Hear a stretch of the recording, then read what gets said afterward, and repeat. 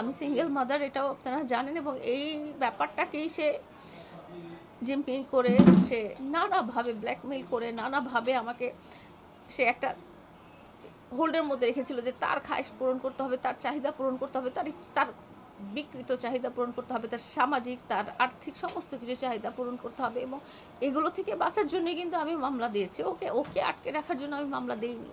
আসলে ছবি নিয়ে কোনো ঘটনাই হয়নি।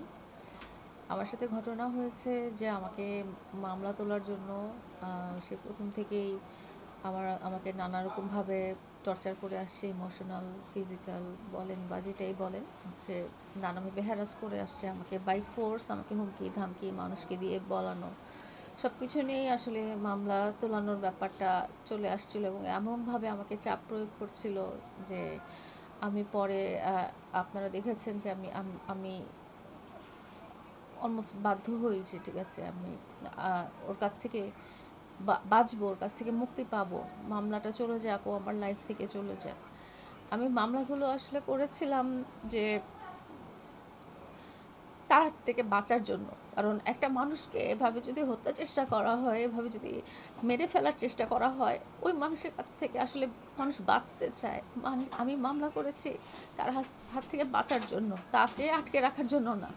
সে বরং 4 বছর থেকে আমাকে তার প্রতারণার চক্রে আটকে রাখছে। সে বরং আমাকে ব্ল্যাকমেইল করে, আমার পরিবারকে ব্ল্যাকমেইল করে, আমার অবস্থানকে ব্ল্যাকমেইল করে আমাকে আটকে রেখেছে। আমি তাকে আটকে রাখিনি।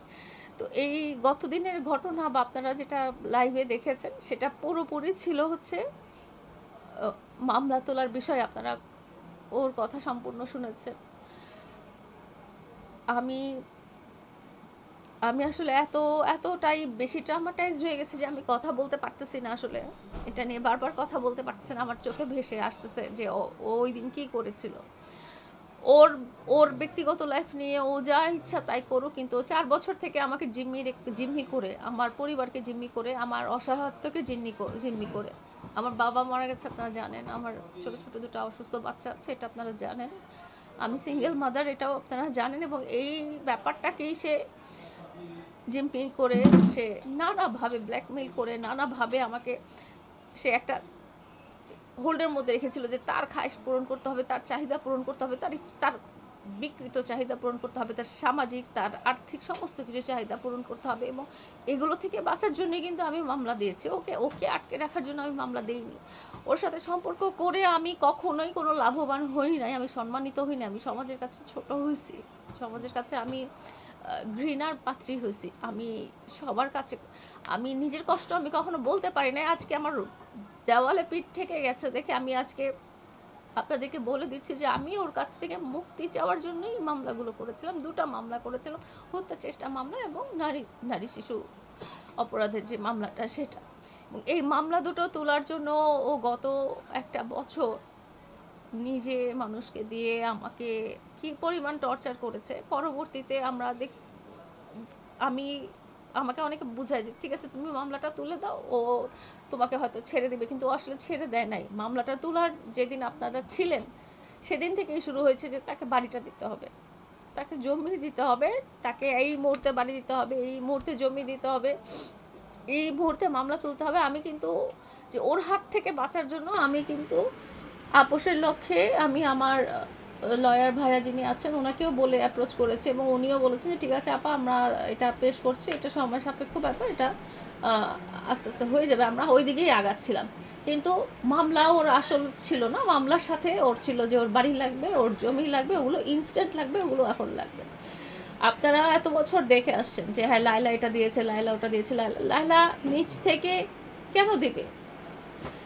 এমনভাবে সে নিয়ে নেয়, এমনভাবে সে আমাকে ব্ল্যাকমেইল করে, এমনভাবে সে মেন্টালি, ইমোশনালি, ফিজিক্যালি, সবভাবে, শারীরিকভাবে সে অত্যাচারিত করে। এমনভাবে সে আমি একটা ট্র্যাপে পড়ে আছি, ওর ট্র্যাপে পড়ে আছি 4টা বছর থেকে, যেখান থেকে আমি মুক্তি চাই। আসলে আমি আসলে বাঁচতে চাই।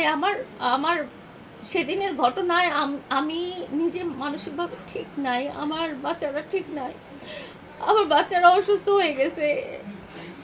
এই অবস্থায় আমার মায়া হার্টের রোগী, উনি অসুস্থ হয়ে গেছে।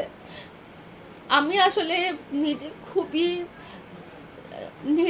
নিরাপত্তাহীনতা বলে না যেটা, সেটাই ভুগতেছি। কারণ লোকজনকে দিয়ে আমাকে ফোন করাচ্ছে। সবকিছু আছে। ও সবকিছুই করতে পারে। এত যে আমাকে হত্যার চেষ্টা করতে পারে, যে আমাকে গাড়ির নিচে ফেলে চাপা দিয়ে মেরে ফেলতে পারে। সে গত দিনের লাইফটা আপনারা দেখেছিলেন যে কি পরিমাণ, মানে ওইটা বলার মতো না যে কি পরিমাণ খারাপ ভাষায় আমার সাথে লাইভের আগে পরে সে আমাকে ফিজিক্যাল অ্যাসল্ট করেছে। আমি আসলে ওর কাছ থেকে বাঁচতে চাই। আমি ওর ট্র্যাপ থেকে বাঁচতে চাই। আমি ওর এই ট্র্যাপ থেকে বাঁচতে চাই। আমার ওকে কোনো দরকার নাই, কোনো দিনও দরকার ছিল না, কোনো দিনও দরকার ছিল না। আমি ট্র্যাপে পড়ে গিয়েছিলাম, আমি ট্র্যাপে পড়েছিলাম। আমি আজকে বলতে বাধ্য হচ্ছি সত্যি কথাটা, যে এটা আমার জন্য একটা বিশাল ট্র্যাপ, বিশাল ব্ল্যাকমেইলিং। আর ওই দিনের ঘটনায় আমার পরিবারের যা অবস্থা আমি বলে বোঝাতে পারবো না। আমার বাচ্চারা প্রচণ্ড অসুস্থ হয়ে গেছে, মানসিকভাবে ট্রমাটাইজড হয়ে গেছে। আর আমার মান সম্মান তো কোনো দিনও এই 4 বছরে মানে বলার মতো স্টেজে ছিল না, মাটির সাথে মিশে গেছে। আমি সবভাবে ক্ষতিগ্রস্ত হয়েছি, সামাজিক বলেন, আর্থিক বলেন, সবভাবে ক্ষতিগ্রস্ত হয়েছি। আমি আসলে বাঁচতে চাই। আমি আসলে এই মানুষ জানোয়ারের হাত থেকে বাঁচতে চাই। ও একটা জানোয়ার, ও একটা অমানুষ, ও একটা সূক্ষ্ম মাথার পরিকল্পনাকারী একটা মানুষ, যে মানুষকে ব্যবহার করে, মানুষকে ট্র্যাপে ফেলে যে তার নিজের আখের গুছিয়ে নেয় এবং মানুষকে এতটুকু ক্ষতি করতে যার এতটুকু বাধে না। আপনারা নিজেরাই দেখেছেন যে ও কি অশ্রাব্য ভাষায় গালাগালি করেছে লাইভের মধ্যে। যদি লাইভের মধ্যে এটা করে তাহলে আপনারা চিন্তা করেন যে ক্যামেরার পিছনে সে কি করে আমার সাথে।